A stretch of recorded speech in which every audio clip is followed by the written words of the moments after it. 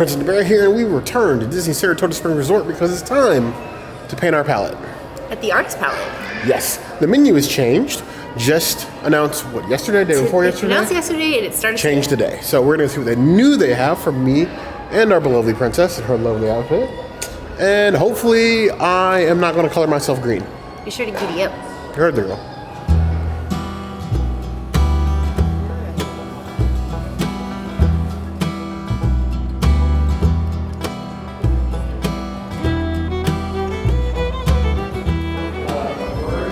We have this beautiful, lovely, indiscreet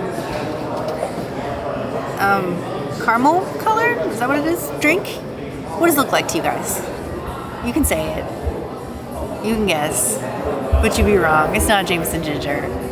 It's actually Uncle Nearest. Because they had Uncle Nearest, like last time we came here in February, they did not have. This is actually our 6th review at Artist Palette. Can you believe that? We come here too much. Oh, ow, this is very strong. If I could get this as much as I get Jameson Ginger, I definitely would, because the whiskey is just like, it's like in your nose instead of like in the back of your throat, and it just flavors the ginger ale really well, so I love this. I'm gonna give it a 4.75 out of 5, what do you call them? Mule, not mule, it's not a mule, it's just Uncle Barrel? Nearest and Ginger? Uncle Nearest Barrel? I don't know what we're calling this drink, but... I need you to be careful, Uncle Nearest. You're not too careful, you might replace Jameson as the princess's favorite whiskey. That would be a dangerous step. A very dangerous step. We don't need any more whiskey addictions. We have enough. Now, we're always looking for new whiskey and bourbon recommendations, so if you guys have any, be sure to share those. We're a family here. Don't keep the whiskey.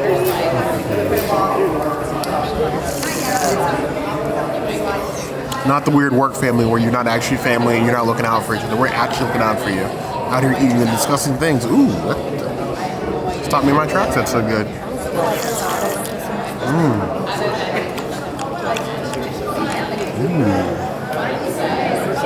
I might be doing a ginger myself. That is smooth.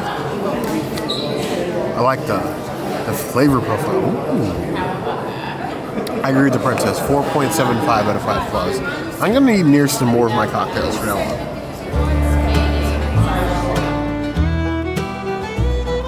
Bear said, surprise me. So that's what I did. I surprised him. He doesn't even know what this drink is. Still, I'm gonna tell you, and you're gonna find out as he finds out. This is a modified Bourbon Breeze. The Bourbon Breeze usually has guava and mango syrup in it. Monin syrup. All Monin syrups are vegan except for a few, so vegan. With Uncle Nearest. You're welcome, Bear. Ooh.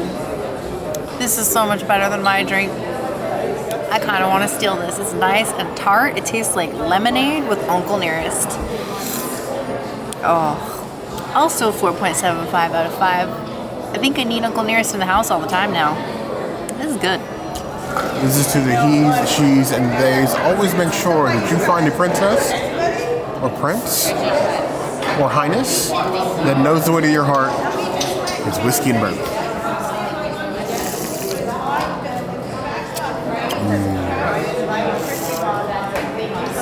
That is a pleasant surprise. My taste buds are doing the moonwalk right now. They're asking where Annie is. She's okay. Trust me, she's okay. That's a 4.5 out of 5 plus.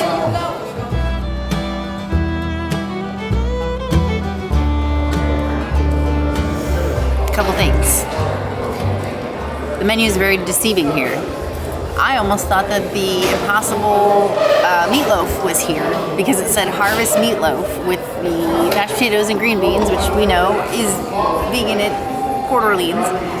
But no, they put the leaf symbol next to the vegan items. So the meatloaf is not vegan, but the green beans are. So there's a leaf there. There was like the sauteed shrimp dish that's new, had the succotash next to it with the leaf symbol, even though we all know that shrimp is not vegan. So since 4 out of 5 of the sides were vegan, I decided to just go on a sides smorgasbord. Now, the second thing, the Euro is still here. and you can still customize it to your heart's content. I've done that like what 4 times on this channel now. You've seen it. I've beat it to death, but it's still here for your enjoyment. And Tim, our favorite chef from Flying Fish, has gotten promoted and is now here working on this. So hopefully Tim will bring us some new awesome vegan options that are not just sides in the future.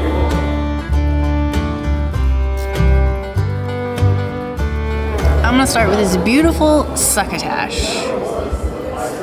It looks pretty. It's reminds me of the Succotash I used to be able to get at Chef Art Smith's Homecoming. It's no longer on the menu though. So it's not as good as Homecoming. Of course not. They serve it in like a cute little skillet when they had it. But it's seasoned and it's flavorful. And there's a lot of action going on in here that I feel like Bear's gonna want to steal the side from me. I think this is a really good side. I mean, I'm doing the classic vegan entree thing that we used to do before we had actual things, and I'm into it so far. So 4 out of 5 Succotash. It's good. Now, normally, a place that only had sides to the princess, I would rag on, given the kind of world we live in right now, where plant-based options and the ideas around plant-based food are so plentiful and available. But this is not their only plant-based option. Since they still have the gyro, and so many of these sides are vegan, that feels to me like a conceited effort, because so many of these, including the Succotash and the potatoes, could have been covered in butter, and they're not. And I applaud them for making some options so you can get like the gyro and some sides. You can just get the sides. There are options for you if you want to do something. So let's go ahead and dig into the Succotash. Typical, you got like the red peppers, little slices of onions in there, corns, pretty of edamame. It's nice and colorful on the fork. It's a summer Succotash. And we are definitely in the middle of summer right now, if you know what I mean. Ooh, okay.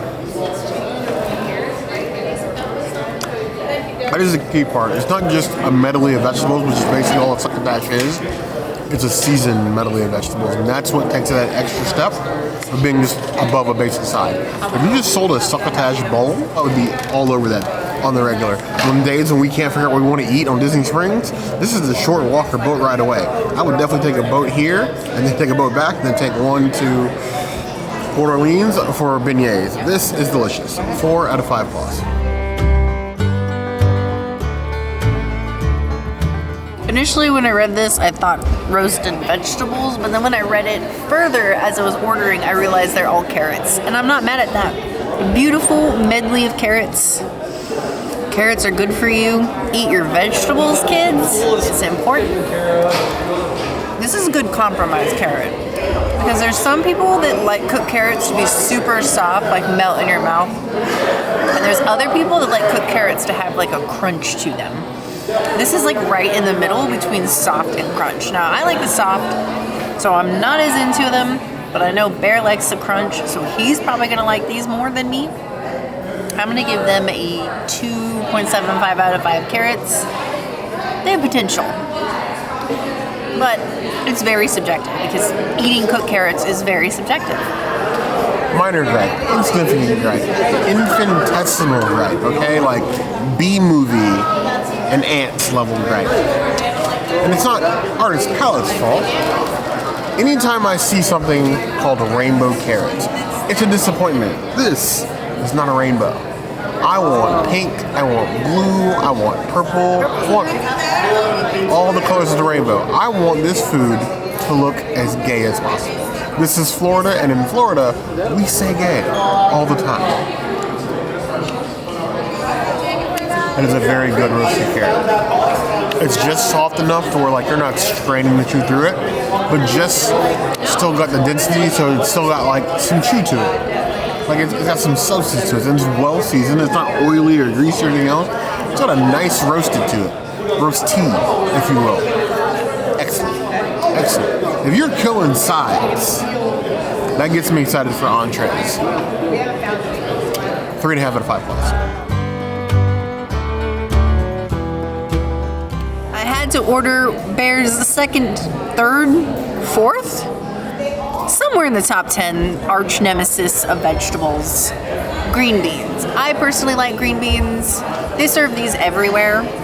You can find them at moderate, this is a deluxe resort, but you can find them at moderate resorts, hot deluxe resorts, value resorts. They always have them when they serve hot food usually. Bear had to stop and wait for me for about 60 seconds to finish chewing those 2 pieces of green beans. They are cooked, barely. They're not raw. They're seasoned beautifully, but they're crunchy. I like my green beans to be a little bit more soft. I usually cook mine low and slow for several hours, usually about 8. But these have been maybe 2, 1.5 out of 5 green beans. I'm sorry, Bear, to subject you to this because I know you're not going to like it. I'm sorry. So the princess is not incorrect. I do have a ranking of my worst vegetables. There are 4 vegetables I just do not enjoy. Now kids, eat your veggies. There are some really interesting and fun vegetables out there. However, these 4 you get a pass on from Bear. Tell your parents I said so. Number 1 is okra. It's disgusting. It looks like snot. I don't care if you boil it, fry it, or bake it. It's gross. Number 2, lima beans. I have edamame. I don't even know why lima beans exist. They're disgusting, gross, and bland. 3, peas. Also no reason to exist. They're little round things that are impossible to stab with a fork. They're mushy. They're gross. The texture is disgusting. They don't taste good no matter what you do to them. Ew. 4th, yes, 4th on that list is green beans. Why do I need something this long and stringy? Like, it just looks like somebody's like weird dyed green deflated straw. Put 2 of those away. Do not eat those 3. You're gonna hate yourself. I'm already hating myself for having to eat these. But I do this for you guys because you guys want to know, even with the bias built in, how I feel about these. Are these green beans the Bear's gonna like from the princess's face? Probably not. But I'll do it for you anyway because if we only tried food that we liked, we would just be everybody else.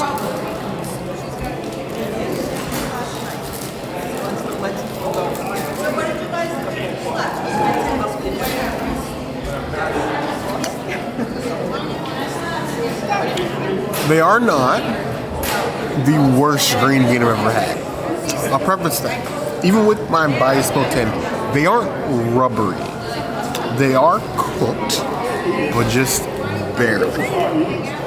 Which leads to a lot of chew, a lot of crunch, and I don't feel like they had time to soak up the flavors. There was flavor in there. I could see what they were going for. That feels like an execution issue and less of a you purposely tried to poison me issue, is what I feel most times they eat green beans. As it is though, I'm still giving it 2 out of 5 stars. Some of you may like your green beans that way. I definitely do not like green beans at all, but I've had worse.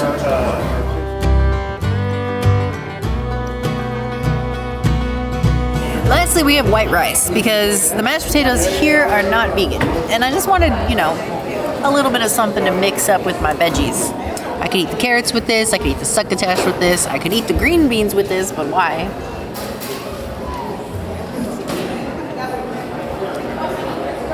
Okay, this rice was not soaked, was not washed. This rice was taken, put in a rice cooker with water, too much water.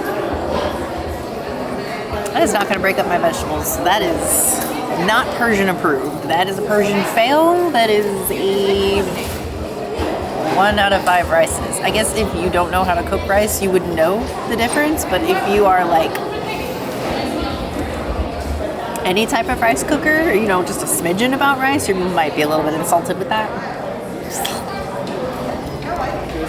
There's a specific creator on TikTok, and yes, we are on TikTok, and basically every other social media that you guys would watch, who says one thing. His entire stick for the last 3 years has been how you wash the rice. He screams at people about washing the rice. How do you tell if white rice hasn't been washed after it's been cooked?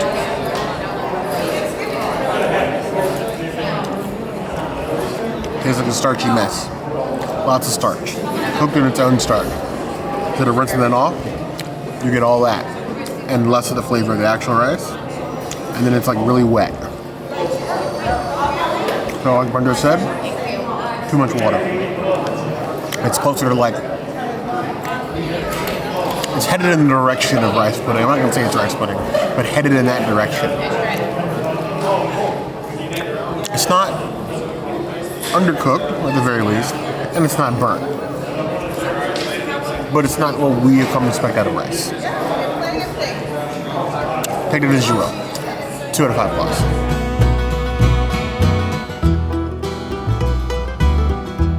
Here we have one of the newest items here at Artist Powder. I'm sure the one that most of you meat and potatoes people are going to be chasing after, because it's literally meat and potatoes, is the beef on wreck. What is beef on wreck? It's a beef sandwich with some jus. Now, it also comes with a horseradish cream, and because I'm a bear who has a long-standing history of being enemies with milk, this is going to require a magic pill or 2. Just to make sure I can eat this for you guys and not keel over here at the table. On the sandwich itself, this nice flaked salt, got some thyme like up here in the bun.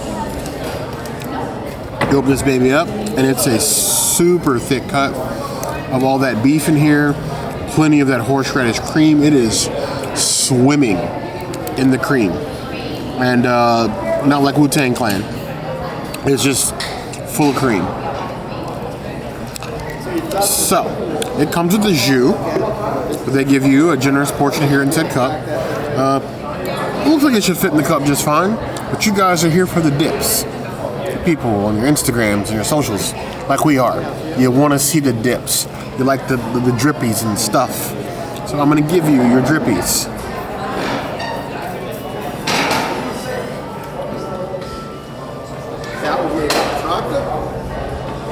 Your beef and your jus.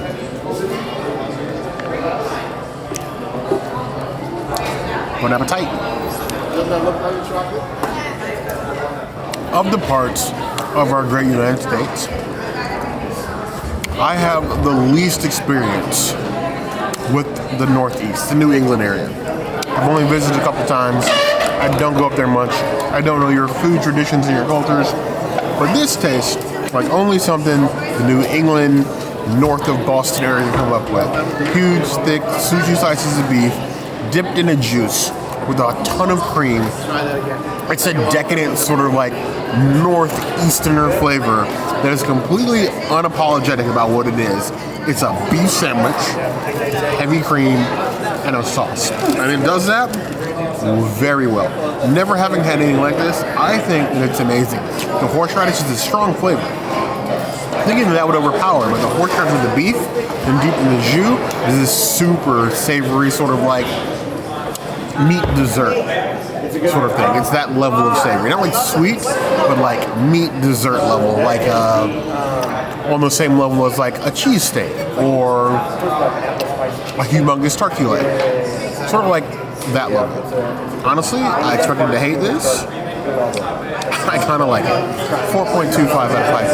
This is a dish worthy of Artist Palate and Saratoga Springs. Here we have the house-made chips. Disney's kettle-cooked house-made chips are usually pretty standard. Don't usually have too many complaints about these. Honestly, though, I wish I would just order this out of the Succotash and forgot the chips. The Succotash, to me, is a much better deal, but some of you don't like veggies. I get that. You want your meat and your potatoes any way you can get them. It is, in fact, a super crunchy kettle-cooked potato, cans of salt. They do have salt here, and the little condiment says, so if you need salt on your chips, sprinkle some. I think their finals are 3 out of 5 claws. Standard Disney kettle chip, but they're always good.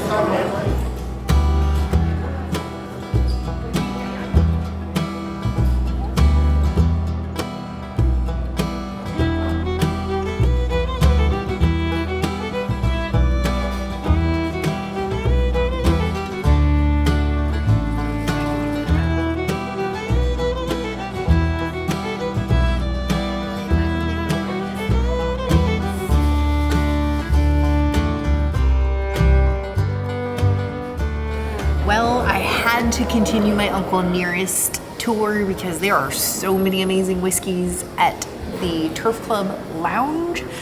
Bear and I had done videos at the lounge exclusively, I want to say twice, but we've been here several times prior to going to the Turf Club Bar or prior to going to Artist Palette. We've been to Saratoga, done reviews here at least 10 times, and been here every single time.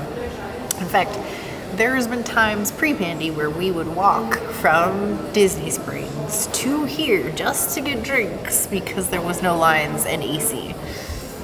This is our dedication to this tiny window that has been open intermittently during the Pandy, and I'm glad they're back. So, Uncle Nearest Whiskey Sour. This feels so much nicer than the regular connoisseur, so I have to. Very strong.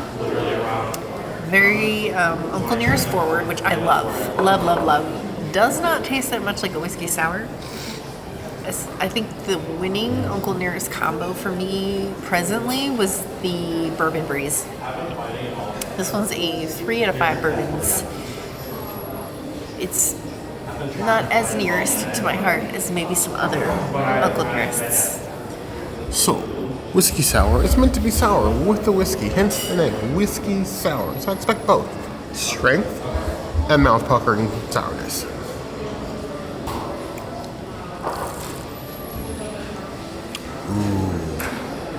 That's good.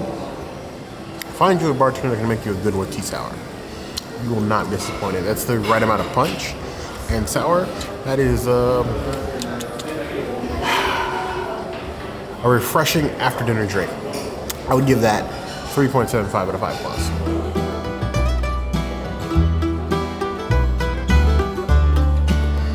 So here I am being a bear. I decided I was going to order straight whiskey.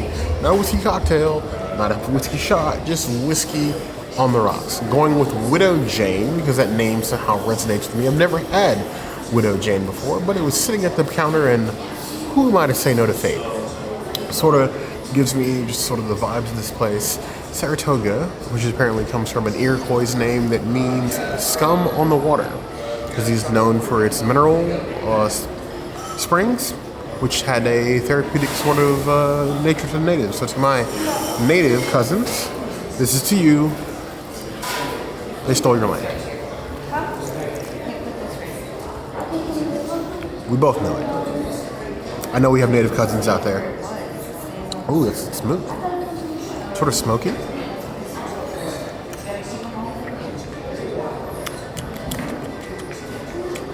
It reminds me of like a more powerful larceny.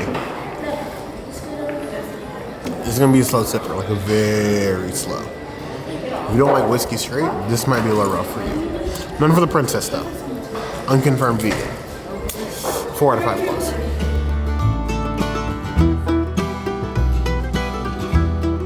The grilled artichoke. This is like my star dish that I had with the last time we went to Turf Club, which was about a year ago. This one is very similar looking to the last one we had. It just has a lot more leafy greens on the top, which I'm not mad at. But all of your artichokes are down here on the bottom. Now, really the only thing I have to compare this to is Dahlia Lounge, because Dahlia Lounge also does fried artichokes with raspberries. So it's kind of like a dessert artichoke. But these ones are supposed to be a little bit more savory. I probably need a kniff, but I don't have a kniff. All right. Got some leaves, some sauce, and some greens. Well, too much greens. Okay. Hey, okay, I just lost all my leaves. Let me re-get this bite. Oh my good. I'm making a mess. Okay. An attempt. Just as good as I remember. It's like a chicken nugget, but artichoke and sweet and tangy. And I really like this. I like this a lot. It's a good salad, and it's got like some interesting, inspiring flavors to it.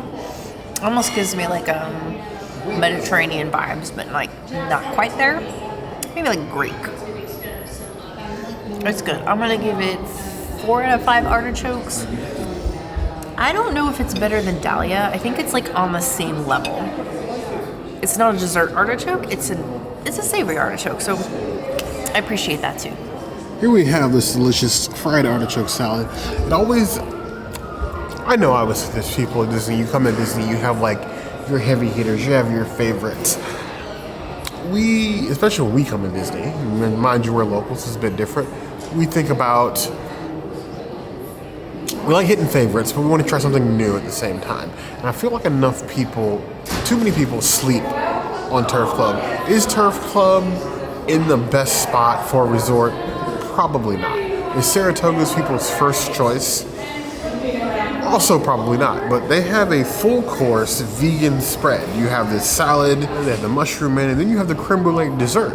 And there's not many restaurants on Disney property where you're gonna get 3 consistently solid servings of plant-based foods. I need to know why the vegans, especially the vegans I'm talking to you, I can take it up with the meat eaters later, why don't you come into Turf Club? I need you to let me know. I need an honest opinion on why this ranks so low, because this place, I feel like it deserves more business, and you guys are just, it deserves more. It really does. On to this salad. Luckily the princess cut me an artichoke here. I'm just gonna take the rest of the stem here. And this green, plenty of sauce. Wow. I'm feeling like Prince Philip there, like fighting through the brush, because I got some green, like up the nose. Ooh, with no sword and shield. All I got was a fork. It's still a very like tangy and savory salad. You need to like tangy in your food to get this. If you don't like that sort of like, think like very sharp mustard sort of flavor, you probably won't like the artichoke dish. But if you're up for something a little bit different, a little bit better construction that you would normally see in a salad, I would say go for this. It's still as good as it was when we had it the first time. That's 4 out of 5 plus.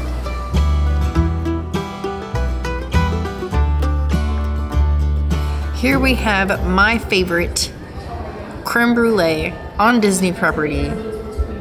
One of only 2 I've been able to have on Disney property, and the first one was at Be Our Guest when it was quick service lunch, so it is dead and gone. This is literally the only vegan creme brulee you can get on property. Look at how beautiful it is. It does do like the crack, crack, crack, which is better than the one from Be Our Guest. So let's do the crack, crack, crack. That is how you know it's a perfect creme brulee. Yes. Oh my God, I'm so excited for this. This is the creme brulee of my dreams. You gotta get some of that hardened sugar on there. Yes. So much yes. It's mango passion fruit, so Bear can't have any, but I'm good with that because I don't want to share.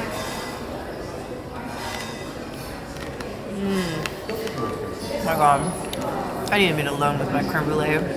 Like, maybe I need to get a room at Saratoga with this creme brulee. It even has like this beautiful, like, juicy innards. Yeah. Oh my God. This is like heaven. I miss this way more than I thought I did.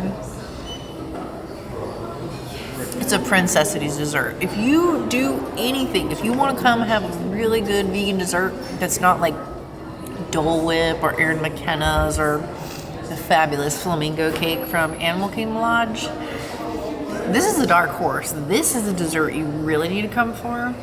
Turf Club. Turf Club creme brulee. Mango passion fruit creme brulee. Top tier dessert. Like, up there with my beloved avocado mousse from Toledo.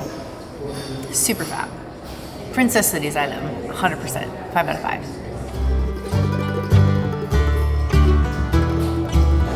Artist Palate's new menu is showing a lot of potential. I am full, and I'm glad that I can also get Turf Club bar or Turf Club grill things at Turf Club Lounge. Yes. Even though Turf Club, even if you don't have a reservation, the walk-up list is like 10 minutes all night. 10 minutes. It's not hard. It's a steakhouse? No. It's considered a steakhouse. This is bar and grill. Yeah, but in like Disney's categories, it's actually a steakhouse. Maybe one day if you guys ask us, the full rank steakhouse is here. There's a plan. Tell us in the comments if you want us to do that. But I still need to know why you guys don't come here. I know why we don't come here. Saratoga is a weird sort of place in the resorts. It's not bad. It's just not anybody's first choice, I feel like. It's like the stepsisters. You know that they're there, you acknowledge them, but they're not your main character. But they have great chefs. The menu seems to change on a regular basis. And the food is somewhat decent. It has potential. I want to know what you guys think. Given what you've seen here, are you planning or has this changed your mind about coming to Saratoga to get food? Or even stay? Let us know in the comments below. Now, if there's anything else you'd like to see us do, of course, that's always a place to find us.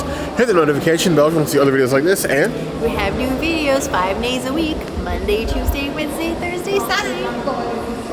we'll see you soon. Be sure to subscribe. And if you don't comment, Bear might eat himself onto a horse and take it down to the Old Town Road and ride it until he can't come home. I'm sure there was a point in there, but I'm always getting yeeted somewhere. But you heard the girl.